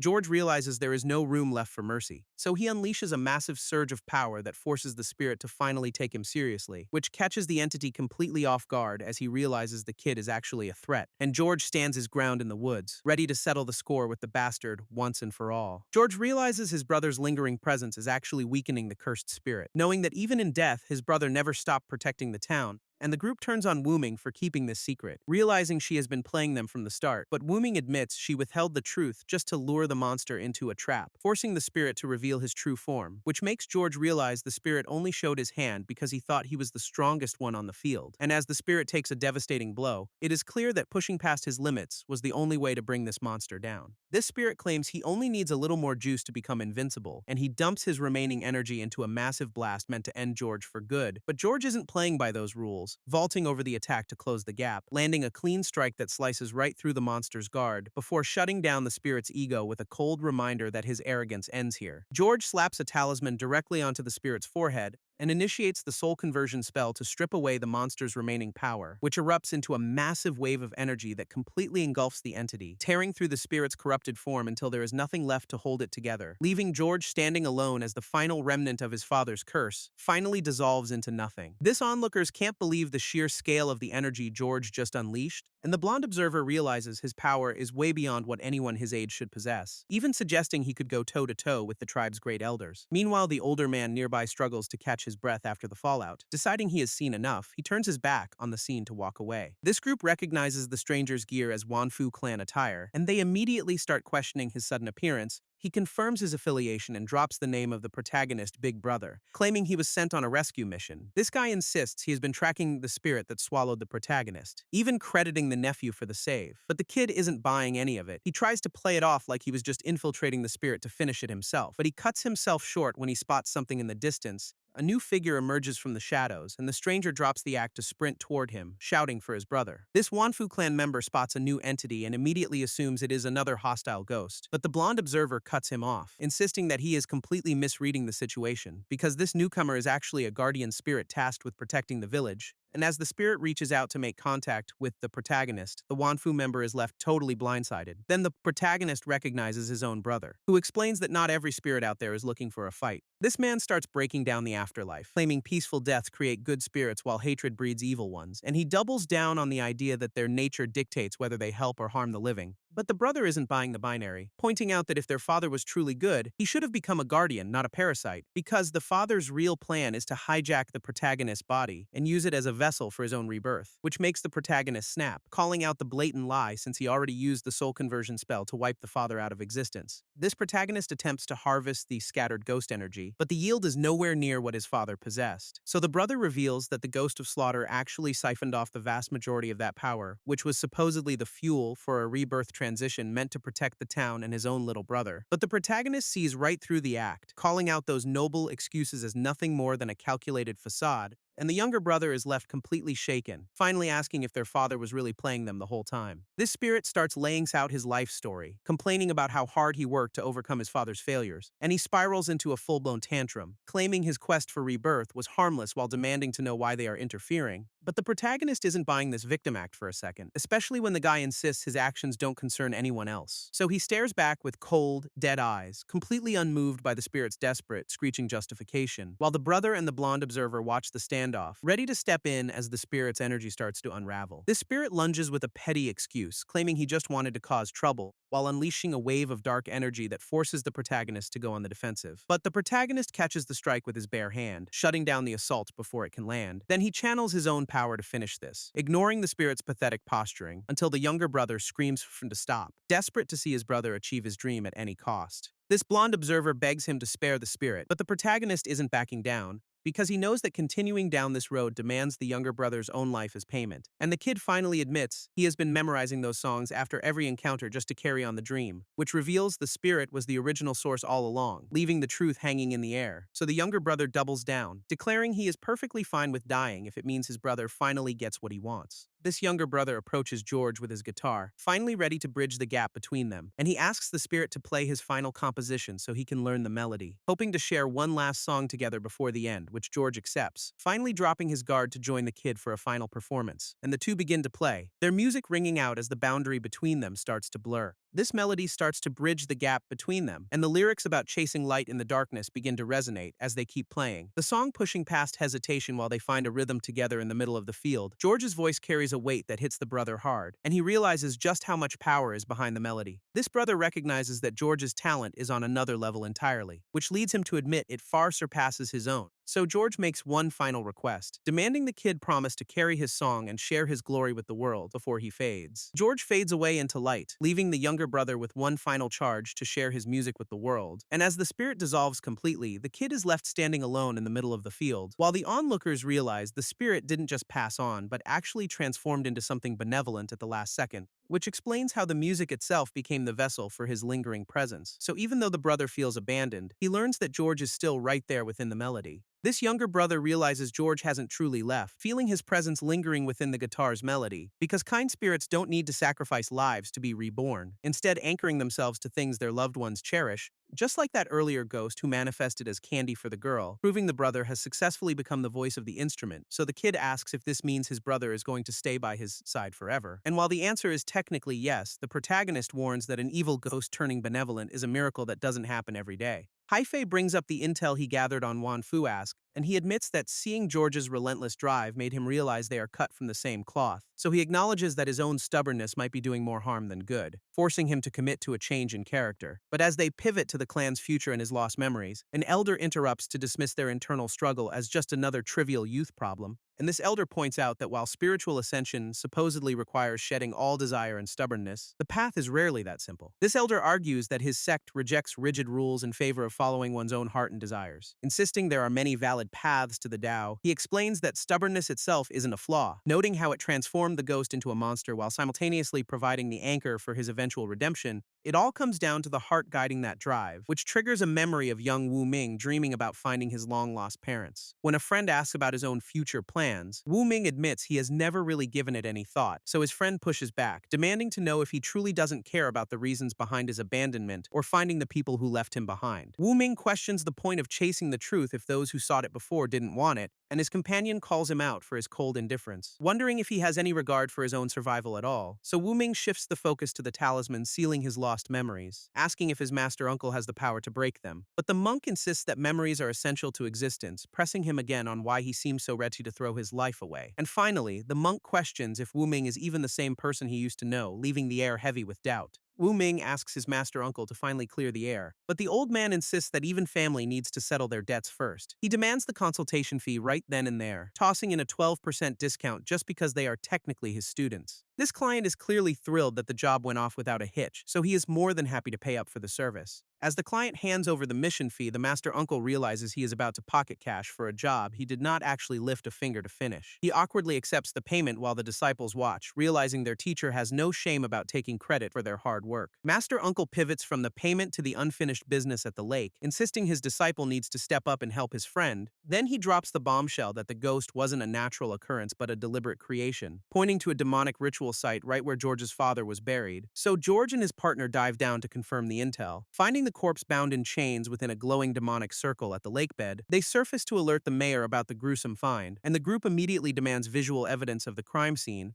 This digital camera reveals the damning proof of the ritual, leading the girl to finally snap at the master uncle for his constant, infuriating lack of professionalism. Master uncle brushes off the discovery as a total coincidence, but Wu Ming points out the matching demonic sigil found on both the ghost and George's father, which leads George to the chilling realization that the same person behind the ghost might have been the one to seal him away, and Wu Ming confirms that the creator is indeed the same, though Master Uncle quickly corrects him, noting that the entity who sealed Wu Ming is a completely different player. Master Uncle finally stops the chatter and rings his bell to initiate the ritual break, sending powerful sound waves rippling across the lake to reach the hidden site below. And as the resonance hits the underwater seal, the demonic circle begins to lose its grip, causing the heavy chains binding the corpse to start tearing apart under the intense pressure. So the seal finally crumbles, proving the old man actually knows what he is doing. Master Uncle hands the mayor a protective symbol for the lake, instructing him to pull it after 9 days to ensure the threat stays contained. Then he pivots to test Wu Ming on the 9 Ghost Circle, prompting the kid to confirm he knows how to dismantle the ritual, but the old man drops a heavy truth that the technique was created by the very enemy who wiped out their sect, which leaves Wu Ming stunned because his master never spoke of that tragedy. So Master Uncle explains it was a lifelong burden for him, revealing they belong to the Xiaoyao sect, a group that follows the heavenly path but rejects the typical asceticism and isolation of their peers. Master Uncle explains that the Xiaoyao sect thrives by following nature, using techniques so potent they border on the extreme, but he admits these methods are restricted to the chosen few, keeping their order hidden from the rest of the world. And while outsiders often mistake their unconventional lifestyle for demonic practice, he insists they are actually blessed by the heavens to reach immortality, which hits home for Wu Ming as he recalls his master losing everything after failing the so-called immortality trial, though the master uncle just watches him, knowing full well that the trial was never the simple test his student believes it to be. Master Uncle finally drops the truth that Wu Ming's spiritual father didn't just fail a trial, but had his roots stripped by their enemy, And this guy was a total legend, commanding the elements and standing one step away from immortality before everything went sideways. But 20 years ago, the enemy finally showed up to settle the score, and despite the spiritual father's best efforts, he watched his comrades get wiped out while his own power proved completely useless against the intruder, so he unleashed a final reality-bending strike that erased his opponent from existence, though he vanished into the void right along with him. Master Uncle explains that while his brother survived that final strike, he lost his spiritual roots and the ability to cultivate, leaving him convinced that he alone caused the sect's downfall. So he warns Wu Ming to keep playing the part and never let on that he knows the truth, but Wu Ming pushes for answers on whether it was truly a trial or an outside attack, forcing the old man to admit he still has no idea who the enemy was or why they were targeted. Yet the investigation into those secrets has never stopped, and finding the 9 Ghosts Circle today finally gave him a concrete lead, because the ritual's unique signature matches the exact technique used by the enemy 20 years ago. Wu Ming presses for a description of the enemy from 20 years ago, wondering if the guy is still even alive. Master Uncle admits he has no idea what the intruder looked like, leaving the group hanging on the lack of intel. This enemy's spiritual pressure was so overwhelming that nobody could even make out a face, which explains why they have been chasing ghosts for 2 decades. Wu Ming realizes the description matches a figure known as Van Helsing, and the group immediately recognizes the name. Master Uncle is shocked they know the name, revealing that the vampire clan suffered a similar disaster 100 years back. This group connects the dots, realizing the name Van Helsing's links their sect's destruction to the disaster that hit the vampire clan a century ago, and with that, the blonde guy begs Master Uncle to break the Heartlock seal on his memories. But the old man explains that only the original caster holds the key, which leaves the guy staring into a dead end, convinced that his lost memories are locked away forever, until Master Uncle pivots to a desperate alternative, asking for the identity of the very first person the guy saw when he finally regained consciousness. He confirms it was a strange young man, potentially the only lead they have left to break the seal. This blonde guy suddenly realizes the first person he saw after waking up wasn't some random cultist, but the very person he is standing next to right now. He confirms the memory, and the realization hits the group that this isn't just a coincidence, it is a massive break in the case. Master Uncle calls it Heaven's Will, realizing they finally have a way to shatter that memory seal once and for all. This plan is for the blonde guy to cast a sex spell to bridge the seal, letting Master Uncle force it open with a counter spell. Since the blonde guy needs to be a master of their arts to pull it off, the group prepares to start the ritual immediately, despite his snarky comments about their weird sect traditions. Master Uncle starts by pinning down exactly when the blonde guy regained his senses, and he gets a precise timestamp of midnight. With the timing locked in, the old man traces a ritual mark onto the guy's forehead to prepare for the memory bridge. Next comes the birth date, which the blonde guy provides as December 12, 1912, right at the stroke of midnight. Master Uncle quickly calculates the alignment of the dragon year and metal hour, then turns to ask Wu Ming for his own birth details. Wu Ming admits he has no clue when he was born, and the old man faceplants in total disbelief at the lack of preparation. Master Uncle is absolutely losing his mind because Wu Ming lacks basic birth info, and he's ready to kick the kid out of the sect for being so unprepared. Wu Ming drops the truth that he's an orphan with no records, which instantly kills the old man's fire and leaves the room in an awkward silence. Master Uncle sighs and decides this is just Heaven's will, accepting that they'll have to find another way to move forward with the ritual. He starts heading out but can't help himself, offering his professional services for a 30% discount if they run into more trouble. This blonde guy is clearly over the old man's greed, but that doesn't stop him from flicking a business card at Wu Ming before making his exit. Wu Ming studies the business card and immediately recognizes the design because it belongs to the blonde guy's master, but the moment he identifies it, a massive magical score erupts into the night sky, signaling a summons for the servants of the old god to gather, while the mysterious pianist broadcasts a message about a coming world order, and he finishes his performance, ensuring his call to arms echoes for everyone to hear. Word comes in that Miller is dead and the mission is a complete failure, which forces the pianist to cut his performance short and pull his hands from the keys. Then he orders Pandora to gather the leaders immediately to deal with the fallout, and she sprints into the hall with another associate to answer the urgent summons. But the interruption to her beauty sleep leaves her in a foul mood the moment she arrives. This hooded figure insists they aren't responsible, pointing the finger directly at the president for this disaster, and with the news that Miller is dead, the group finally confronts the reality of their failed mission. Pandora scoffs at the idea that Miller was ever up to the task, insisting that the target is far too abnormal to be tamed, while the others argue about the latest headlines regarding this new generation. Though one member admits he was too exhausted to even check the feed, but the talk turns to a major covered-up incident at the New York airport, confirming that Miller's death was just the start of the chaos. This pianist clarifies that Miller didn't just fail. He died because the curse he tried to use rebounded right back on him. Sending Miller was a calculated move by the old god to neutralize a threat, but the plan backfired in the worst way possible. Pandora isn't buying the excuses, pointing out that the massacre 2 nights ago was supposed to be their operation, not a random casualty. It turns out the old god and the Phenomena Society both targeted the same person simultaneously, and that level of timing is definitely not a coincidence.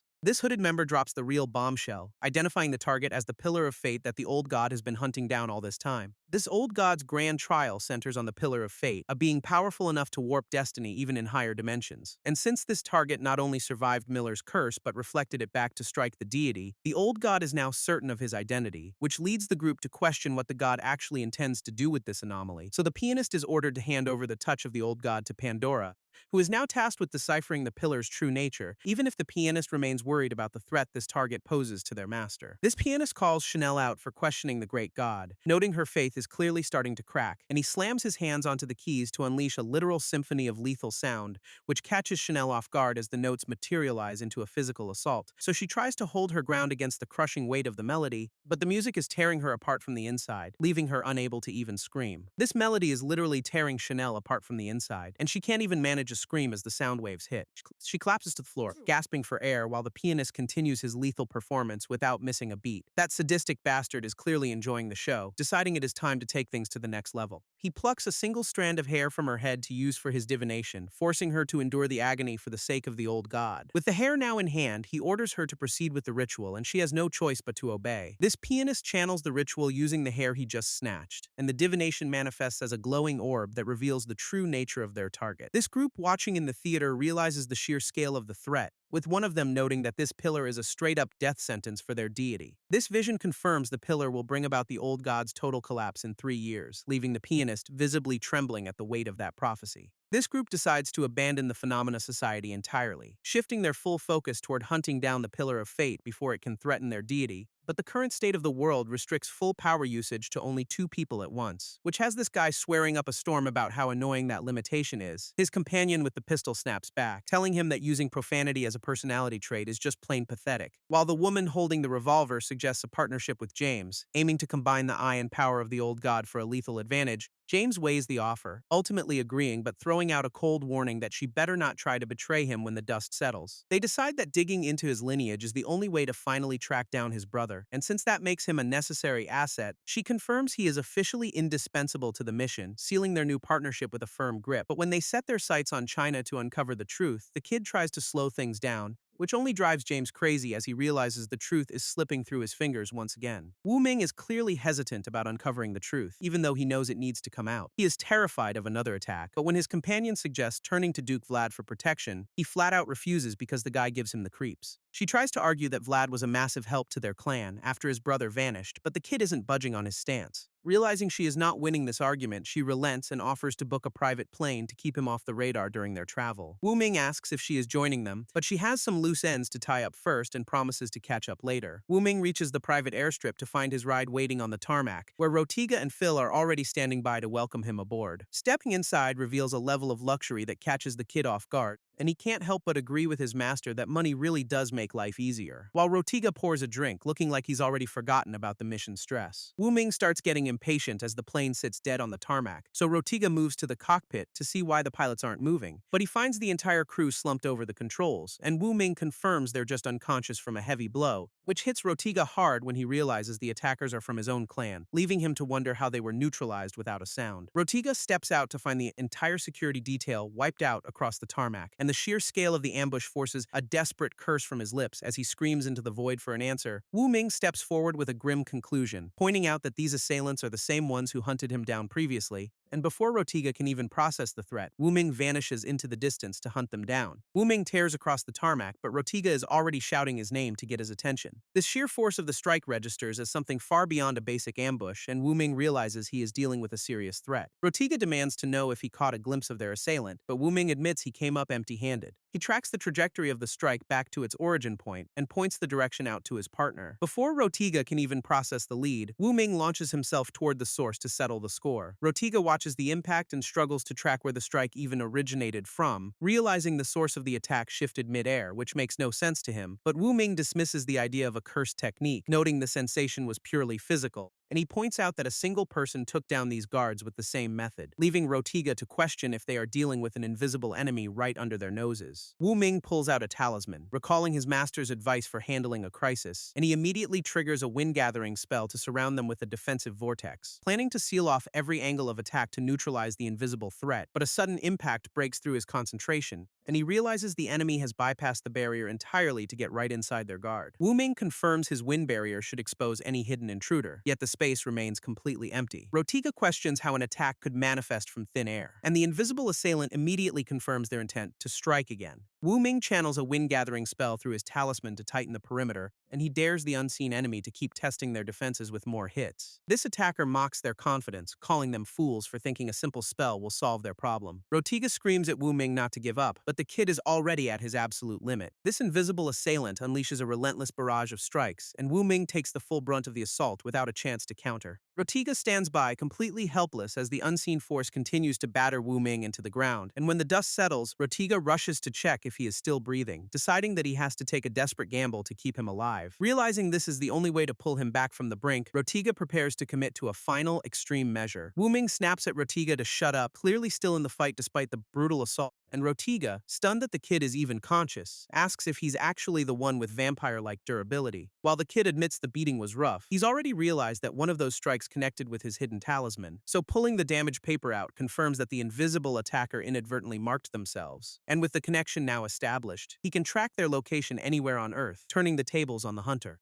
Wu Ming activates his path-tracking art to force the invisible hunter out of hiding, but the attacker immediately breaks off the engagement and retreats into the distance, which leaves Rotiga completely bewildered that their opponent would just walk away like that. Yet the paper talisman is already locked onto the target and zipping through the air, and Wu Ming uses that trail to corner the enemy before they can even realize they are being hunted. Wu Ming refuses to let the invisible target slip away, closing the gap with everything he has. He calls out that escape is off the table, forcing the hunter to finally stop running. This attacker retaliates with a high-velocity projectile, but Wu Ming tracks the incoming threat with ease. He deflects the shot using his talisman, only for the enemy to immediately pivot into a brutal spinning sidekick. Wu Ming barely manages to dodge the strike, realizing this guy isn't just a runner but a lethal close-quarters fighter. This attacker lunges for a killing blow, but Wu Ming is ready for the aggression. He intercepts the strike mid-air, locking the guy's wrist in a firm grip. With the momentum shifted, Wu Ming slams his opponent into the ground to end the exchange. This attacker tries to follow up with another clawed swipe, but Wu Ming catches that one too. This guy demands to know why they are being hunted, only for Wu Ming to calmly clarify that this isn't a simple chase. This attacker claims he was sent by an ancient god to take out the yellow-haired boy, then pivots to hitting on him with some weird talk about being enchanted by his beauty, and after dropping a confusing explanation about his gender identity and preferences, he leaves the kid totally baffled. But the conversation ends abruptly when the attacker puts a hole through the boy's head, which brings Lias into the mix to demand why he shot the kid while admitting she is just jealous. Lias is venting about being ignored for some random guy, and the frustration is clearly boiling over as Lias, a member of the Wisdom of the Stars sect who identifies as male, starts unloading on the target, but the guy on the bench shuts that down immediately by stating he has zero interest in men and doesn't view Lias as a woman, which only triggers a heated argument about gender and appearance until the third party involved finally loses his patience with the constant bickering, and he ends the entire conversation by launching a brutal kick that sends Lias flying. This yellow-haired boy stands his ground, declaring that the kick was retribution for Wu Ming and anyone targeting his friends is now a direct enemy, warning the guy to stay away if he knows what is good for him. But the attacker just stays on the ground, muttering about a lifetime of rejection, and he starts rambling about how he has been used since he was a child, which finally pushes him over the edge, as he vows that anyone who rejects him will be forcibly reformed by his ancient god. This yellow-haired boy mocks the attacker's obsession with the old god, noting it has been a century since those puritanical days, and he calls out the guy for still acting like he is suffering from some pathetic deep-seated illness, so the attacker lunges forward with a desperate, heavy punch to silence the insults, but the boy manages to dodge the blow, creating a bit of breathing room for himself, and the attacker immediately commits to a follow-up strike that forces the kid to stay on the defensive. This attacker connects with a brutal strike to the face, and the impact leaves the yellow-haired boy reeling as blood sprays across the scene, but the assault doesn't stop there as the attacker fires a lethal blood projectile, which slams into the boy and sends him flying back with a massive spray of gore. Yet the attacker realizes his attack failed to pierce the target, who is now being yanked away by an unknown force. This attacker launches another heavy strike, and the force of the blow tears through the ground, forcing the yellow-haired boy to track the movement, which he realizes is deceptively fast. And as he recognizes the pattern, he realizes the attacker is repeating the same lethal technique, but before he can react, the strike lands and slams him into the ground with brutal force. This yellow-haired boy launches a desperate aerial strike, bringing his blade down on the bearded man, and the steel carves into the man's shoulder, finally forcing him to bleed. But the guy just catches the sword with his bare hand, deadening the impact instantly. Then he delivers a heavy counter that sends the kid flying backward, and the man closes the distance with a crushing blow that leaves the boy scrambling to survive. This black-haired fighter manages to regain his footing after being sent flying, but the yellow-haired ally steps in to intercept the bearded man before he can press the advantage, and their collision creates a massive shockwave that forces everyone to reset their positions. So the yellow-haired guy checks on his partner to make sure he is still standing, but the black-haired guy is more worried about his broken wooden sword and mounting medical bills than the fight itself. This black-haired fighter realizes the bearded man is wielding Po Dao, a technique that essentially nerfs any magic path power, and his stats are being boosted by some external law that makes his speed and force impossible to predict, which they trace back to a high-grade spiritual tool in his pocket that acts like a vacuum for path energy. So they weigh the possibility of magic immunity, but realize the tool has a limit to how much it can actually process. And since the previous blood attack managed to leave a mark, they know they just need to hit him hard enough to overwhelm the device. This black-haired fighter notes that the Ma Dao power was strong enough to deal real damage, while the yellow-haired ally explains his chant of the orb is still hampered by the seal, and knowing trouble is inevitable, the black-haired kid drops his bag to clear the way, discarding his outer robe to get ready for a brawl, because there is no running left, so they prepare to face him with their bare hands. This black-haired fighter dives straight into the fray, forcing the bearded man to react to his sudden aggression, and after ducking a massive swing, he drives a fist right into the man's chest. Then he keeps the pressure on with a flurry of strikes that actually connect, which leaves the bearded man genuinely rattled by how quickly this kid adapted to his power, so he demands to know how long he has been training, and the kid drops the casual answer of half a year, already calculating exactly how much longer it will take to put him down for good. This black-haired fighter notes the bearded man has abandoned his usual long-range tactics for a close-quarters brawl, and his yellow-haired ally realizes this shift is only possible because the man has stopped relying on magic. So the ally decides to jump into the fray to capitalize on the sudden opening, and together they unleash a coordinated assault that forces the bearded man to retreat under the pressure. But as the man finally panics and tries to activate his ability, Lace mocks him by demanding a confession of love before he will even consider playing along. This observer claims this is an official mission from the old god's lord, and he points out the bearded man's right hand as the critical target. So the black-haired fighter and his ally swarm him with a relentless coordinated assault, which forces the man to abandon his defense and throw a desperate, heavy punch, but he follows up with a massive, wide-reaching swing that sends both of them scrambling to avoid a direct hit. This black-haired fighter lunges in, closing the distance to keep the bearded man on the defensive, while Lei shouts instructions from the sidelines, telling him exactly how to angle his knee for maximum impact, so he shifts his weight and drives the strike home just like he was told. And following the next command, he transitions seamlessly into a front kick that connects square in the man's chest, sending the target flying backward as the duo maintains their relentless, coordinated pressure. This duo is completely baffled by the opponent's bizarre fighting style because the force of his strikes is hitting them from impossible angles and distances, and the lack of travel time for the impact makes it clear this isn't just raw physical power, so they realize he is taking orders through an earpiece to coordinate these weird attacks, which leads them straight to the real mastermind pulling the strings from afar. This long-range shot lands, and the bearded man is caught completely off guard, which forces him to buckle under the sudden concentrated pressure, so the black-haired fighter and his ally seize the moment to unleash a relentless barrage of strikes. But he counters with a massive burst of force that sends both of them crashing into the dirt, and while the mastermind confirms the vampire is down, he realizes this guy is still standing and far too dangerous to ignore. This mastermind demands another barrage, refusing to accept that the fighter is still standing, but the black-haired fighter tracks the incoming fire and notices a recurring pattern, because every volley of bullets leaves a small, exploitable gap in the defensive line, so he shifts his position instantly to close the distance through that opening, and as the opponent commits to a new strike, the fighter prepares his own counter. A clean, brutal strike lands, sending the bearded man reeling,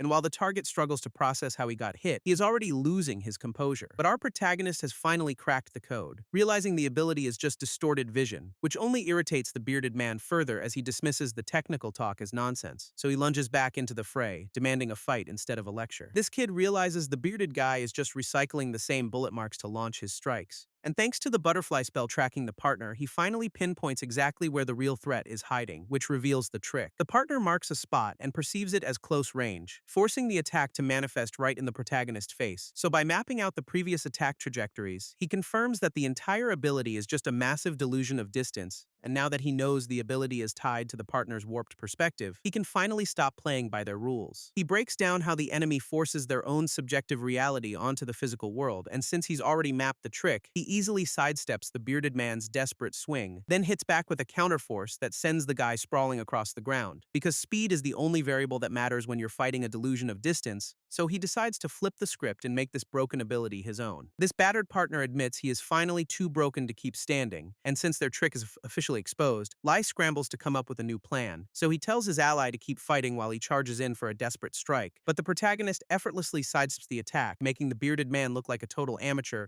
and Lais realizes the kid can toggle the ability on and off at will to bait him into missing. This bearded man admits the kid is fast, but he is still brushing off the threat as a minor nuisance, and Lais keeps barking orders from the sidelines, demanding an all-out assault until the protagonist finally drops. But the kid is already calculating the limits of their shared ability, realizing he only needs to land a few more solid strikes to break them, so he shifts his focus entirely toward the partner, deciding that taking him out is the only way to end this loop. And Lais catches on to the retreat, sneering that no amount of speed can outrun his warped perspective. Lais realizes the kid isn't playing defense anymore, because he is charging straight at him with zero hesitation. This bearded man is losing his mind over the kid's speed, admitting that even his own accelerated power cannot keep up. Their coordination is falling apart as they bicker over whether to grab the kid or just open fire, so they finally launch a projectile. But the kid just dances through the air to avoid the blast entirely. Lais thinks he has finally baited the kid into the perfect kill zone, and he is screaming for the final blow. Xiao Wu barely clears the strike, his hand grazing the air as he pivots to avoid the lethal blow. He vaults into the air to dodge the follow-up, proving that his speed is still a step ahead of the trap. Lei shouts that there is no escape from this fate, but the kid is already repositioning to reset the fight. Xiaowu spots his phone lying nearby and picks up the call, coolly letting them know he is still in the game.